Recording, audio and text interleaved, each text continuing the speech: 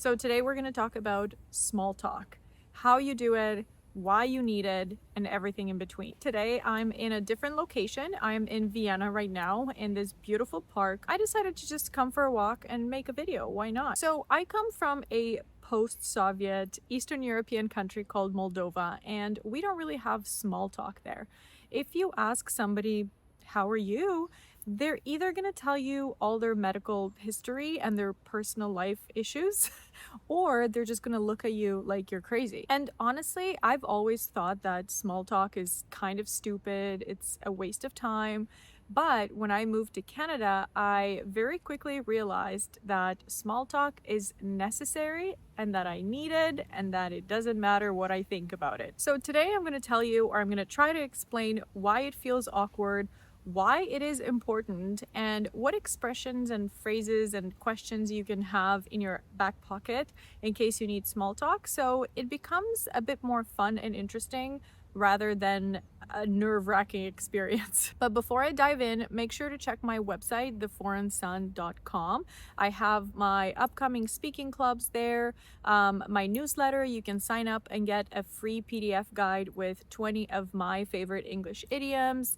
I post all of my resources, my recommendations there, so make sure to check that out. And if you'd like to support my channel and help me create more free content for you, I just launched memberships. So by signing up, you are showing your support and you're helping me get my coffee fix every week or every month or every day. You become a friend of the channel and I'm able to create more lessons and more fun educational videos for you. Okay, let's start with what the hell is small talk? So in Moldova, small talk is rare. We go straight to the point. You ask a question, you give the answer according to the question. The answer has to be honest, has to be accurate, and has to be actual, has to be up to date to the reality, to the current time. And for us, it's not a problem to start with negatives and tell you that my cat is sick or my back hurts or I have so many things to do and I'm so stressed out. That's part of our small talk. But in English-speaking countries, small talk is like social glue. You show your friendliness, your approachability every time you meet someone new. So small talk is a cultural thing.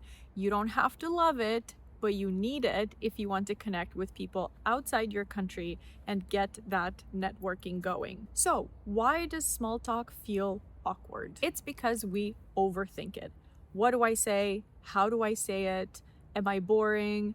Does that person want to know this? Do they want to hear me out? Are they interested? So many different questions in the moment. But here's the truth. Small talk is not about you saying what you need to say. It's about making the other person comfortable and you showing interest in them. So I never really thought that small talk is so necessary until I moved to Canada and I started working as a restaurant manager where I had to communicate with my team, customers, guests, executives, tradespeople, like so much more communication than I would normally do. And every single time they would either call someone or contact someone or meet someone, they would have this small interaction at the beginning of their conversation before they moved into the professional business topics. And because I was around, I was actually paying attention at how they're doing it. And I realized that for those first few minutes of small talk, people get to feel a little bit more relaxed around each other. So when it comes to doing business a few minutes later, they have this rapport going on already. And it's not just like, okay, open the door or call and we go straight into business. I don't know you, you don't know me. We haven't exchanged a single question or answer or sentence, and let's get down to business. And when the time came for me to interact with all these people, I realized how much easier the connection was forming when I had a little question ready or a little joke, or I was showing real interest, genuine interest in that person. That person was already much more open and willing to talk to me about pretty much anything. So when the time came for me to start these conversations, I realized that having something in my back pocket or up my sleeve, some little questions, some casual light jokes, some fun greetings or something helped me so much to break the ice, not only for them, but also for me. So instead of that first interaction being stiff and awkward because it was the first contact ever made with that person, we gave each other this space to become a little bit more relaxed. So, based on my personal experiences, I learned that small talk was not just fluff. It was an actual real tool to build trust, to open doors, and to make sure that I'm able to create those connections and network the way native speakers do. On top of that, every time you have a first interaction with someone, this is your chance to create a first impression, right? And people don't really remember exactly what you said, but they remember how you made them feel. So if in that little small talk portion of your conversation, you are friendly, you are open, you're approachable, people feel relaxed around you. So they want to be around you more. They want to work with you. They want to be friends with you. They want to interact with you. So imagine you're at a networking event, at a conference or something, and the person right next to you could be your potential new client or your potential new partner or colleague. If you don't say anything, you miss that chance. And trust me, the other person thinks the same way. They're probably also nervous to say something. They're probably also overthinking what they want to say or are about to say. So one of you has to take the first step. So why not be you? Consider small talk like a little bridge over to bigger conversations, more serious conversations. For example, if you're in an elevator, you have a very short amount of time to create this connection with someone, right? So a simple hi, how are you? Or hi, how's your day is enough. If you are standing in line at a coffee shop, right, you can ask things like, have you been here before? Are there pastries any good? Do you like this coffee? Can you recommend anything good here? Literally anything for those couple of minutes that you're in line together so the silence isn't awkward. And you never know, that could literally be your neighbor and you would have never known. So here's a little secret. Small talk is actually not fake. Small talk is an empathy exercise. You are saying to the other person indirectly, I see you. I care enough to ask you something. I care enough to start a conversation with you. So how do you actually get good at small talk? Rule number one, don't try to be interesting. Try to be interested. People love talking about themselves, so you have to let them. You have to be there to listen more than to talk. You can ask questions, you can notice little details, maybe about their outfit, you can compliment them, and you always have to finish your sentence with another question because you're passing the mic to the other person. And if you're a little bit shy or you're a little bit introverted, that's totally fine. What you need to do is just to have a few questions ready to go whenever you need them. For example, how's your day going? What brings you here? How do you know the host? What's your role in this company? Literally anything connected to the area, the circumstance, the environments that you're in. Oh my God, there's a squirrel. So if you want the conversations to keep flowing naturally, you just have to finish your sentence with another question. And then if they know that, they will finish their sentence with another question. So questions are the magic trick. It just takes the pressure off of you and lets them talk. And because that person likes talking about them, you just ask them another question, and then another question, and then another question. This way, you find out a lot more about that person, and you don't have to do a lot of work. Another point here is to match the other person's energy, okay? This is called mirroring. You ask a question, if that person is showing signs that they want to answer, they want to talk to you, you continue talking. If that person is very short and kind of like maybe turns away a little bit and is not asking you a question back, you match that energy. You don't really continue, you don't really push that conversation too far, but at least you've tried and now you know. And this brings me to another point, which is facial expressions, tone of voice, and body language. When you are a little bit stressed out, you kind of lose track of your face, your body, and you're just focusing on what to say, how to say it, and the fact that you need to say it, right? But before you even start saying something, you're already communicating through your body language, through your facial expressions. And then when you start talking, you have the tone of voice and your words. So a lot of us, when we're stressed out, our faces kind of go like this because we're thinking and we're analyzing and we're processing.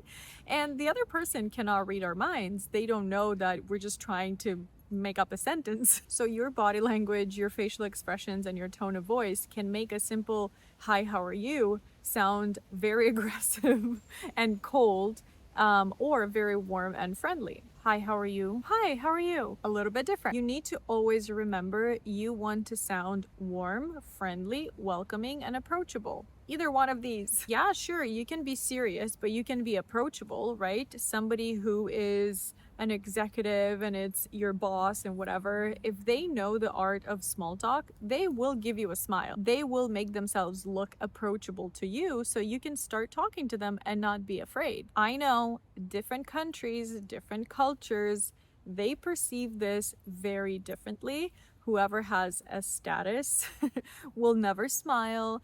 People in general don't really smile a lot, right? So this is something that you need to learn. This is something that you need to adopt because this is very important and it's a very big part of small talk and communication in general. And again, I understand coming from different cultures, coming from different countries with different ideas and different mentality, this could sound like a waste of time, like a waste of energy, and kind of silly. But trust me when I tell you, it is not. The social aspect of communication is so, so, so important. And I'm going to give you a very quick example from when I was a manager at this restaurant in Canada. Because I was a manager, I was also part of the recruiting team. So I was doing interviews for candidates for certain jobs. And when these candidates would come in, the first thing that I would look at is how they made me feel and how they would connect with me literally from the first second. And because it would have been extremely awkward for us to sit and for me to immediately start, so tell me about your previous job, right? That feels a little too straight to the point. So we always had some sort of interaction, like a couple seconds, couple questions here and there, and be like, did you find us easy? How was your day? How was the commute? Like anything really. And then based on my question, I would see how the person would react. Are they sharp enough to give me the right answer? Are they using the correct facial expressions? Are they funny? Are they cracking a joke? Are they responding well to my question, or they just get super terrified to say anything because they just rehearsed the interview questions and that's all. So the fact that I would feel a certain awkwardness if they weren't able to reply to my small talk question would tell me how they would behave in any unexpected situation at work. You have to present yourself as friendly and welcoming and approachable to your colleagues, to the guests, to your bosses, to everybody around you. And if that doesn't really work, then your job is going to be extremely, extremely difficult. And then my job will be extremely difficult following up on the other person's job.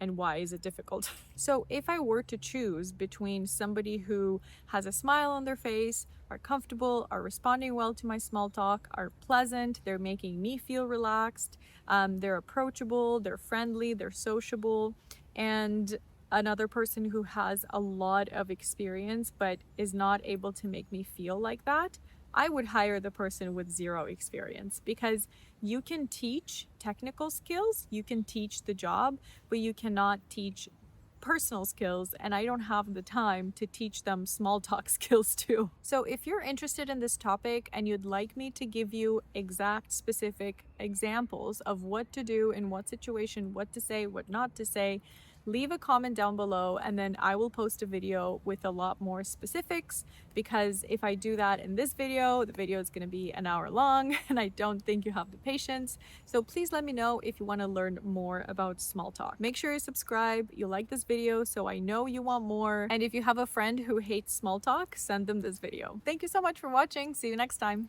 Bye!